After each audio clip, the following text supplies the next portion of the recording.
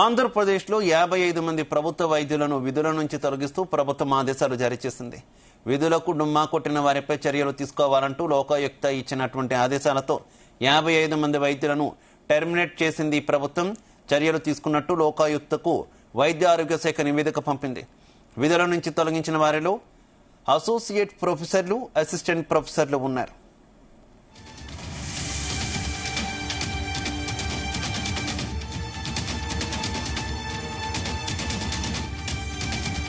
కృష్ణా జిల్లా ఉయ్యూరుకు చెందిన మాజీ సర్పంచ్ శ్రీనివాస్ గౌడ్ లోకాయుక్తకు 2023లో ఫిర్యాదు చేశారు.